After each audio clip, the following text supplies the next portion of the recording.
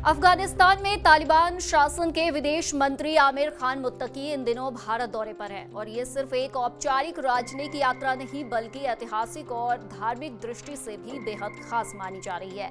2021 में तालिबान के सत्ता संभालने के बाद ये पहला मौका है जब किसी तालिबानी अधिकारी ने भारत की जमीन पर कदम रखा है। शुक्रवार को उन्होंने विदेश मंत्री एस जयशंकर से मुलाकात की और अब आज वो उत्तर प्रदेश के सहारनपुर जिले के मशहूर कस्बे देवबंद पहुंचने वाले हैं, जहां उनका गंतव्य है विश्व प्रसिद्ध इस्लामी शिक्षण संस्थान दारुल उलूम देवबंद। उनके इस दौरे ने पूरे देश में उत्सुकता बढ़ा दी है कि आखिर तालिबान के विदेश मंत्री देवबंद क्यों जा रहे हैं। इस सवाल पर खुद मुत्तकी ने जवाब दिया।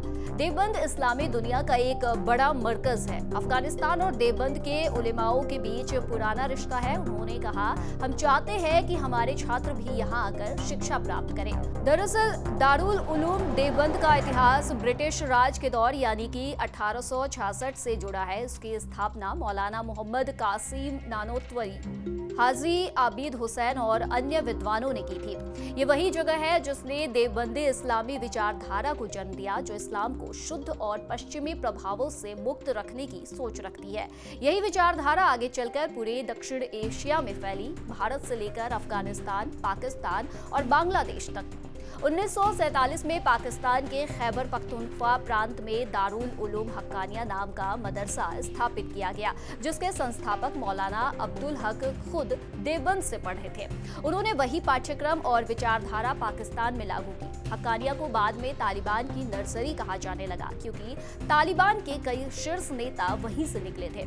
दोनों संस्थान हनफे इस्लाम की शिक्षाओं पर आधारित है, जिसमें कुरान, हदीस और इस्लामी कानून का गहन अध्ययन कराया जाता है। समय के साथ भले ही तालिबान पर वहाबी प्रभाव बढ़ा हो, लेकिन इसकी जड़ें अब भी देवबंदी सोच से जुड़ी मानी जाती है। इतिहास ये भी बताता है कि देवबंद के कुछ मौलानाओं ने तालिबान के कुछ निर्णयों को कठोर जरूर कहा, पर उसके बुनियादी विचारों का समर्थन किया। साल 2001 में बानियाम की बुद्ध प्रतिमाओं को तोड़े जाने पर भी दारुल उलूम देवबंद ने तालिबान के पक्ष में बयान दिया था। आज जब भारत और तालिबान के बीच नई कूटनीतिक बातचीत शुरू हो रही है, तो देवबंद इस रिश्ते का सांस्कृतिक पुल बनकर उभर रहा है। इस बीच देवबंद में आमिर मुत्तकी के स्वागत की पूरी तैयारियां जोरों पर है। दारुल उलूम के मोहतमीम मौलाना अबुल कासिम नोमानी ने कहा कि हमारे दरवाजे सबके लिए खुले हैं। अफगान विदेश मंत्री का स्वागत किया जाएगा। खबरों के मुताबिक मुत्तकी यहाँ दारुल उलूम के वरिष्ठ उलेमाओं, जिनमें मौलाना अरशद मदनी भी शामिल हैं, उनसे मुलाकात करेंगे। दारुल उलूम में उनके संबोधन की भी चर्चा है। मदरसे के छात्र और स्थानीय लोग उनके स्वागत में सजावट और तैयारियों में जुटे हैं। वहीं सुरक्षा की भी कड़ी व्यवस्था की गई है। इतिहास, धर्म और राजनीति के संगम पर सबकी नजरें टिकी है, क्योंकि मुत्तकी का ये दौरा सिर्फ एक यात्रा नहीं बल्कि अतीत और वर्तमान के रिश्तों को फिर से परिभाषित करने की कोशिश भी है।